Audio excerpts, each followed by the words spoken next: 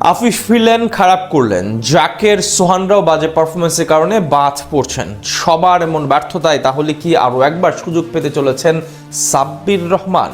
নিউজিল্যান্ডের বিপক্ষে ক্যারিয়ারের একমাত্র সেঞ্চুরি, সেই ব্ল্যাক ক্যাপ সিরিজ দিয়েই আরও একবার জাতীয় দলে প্রত্যাবর্তন করার সুযোগ থাকছে তার। মিডল অর্ডারে আস্থার আরেক নাম হতে পারেন এই পাওয়ার হিটার। সাব্বিরের জাতীয় দলে ফেরার সম্ভাবনা নিয়ে বিস্তারিত থাকছে।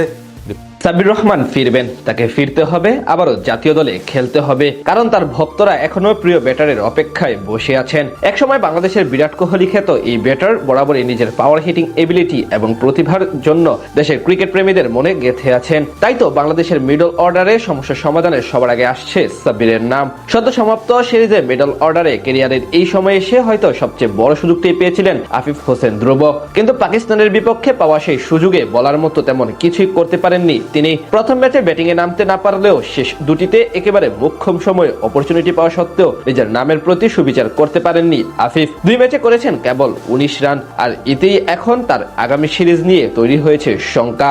আফিফের আগে জাকের আলী অনিক এবং নুরুল হাসান সোহানও তেমন কিছু করতে পারেননি 6 নম্বর পজিশনে।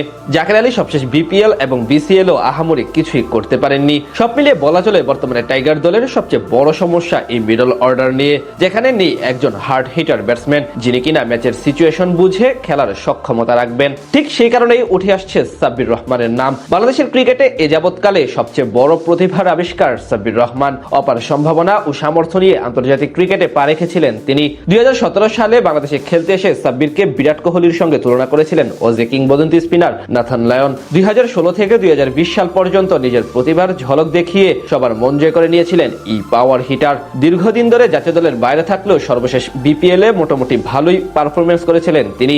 এর আগে 2025 সালেও নিজের নামের প্রতি সুবিচার করেন ঢাকা ক্যাপিটালসের জার্সি গায়ে।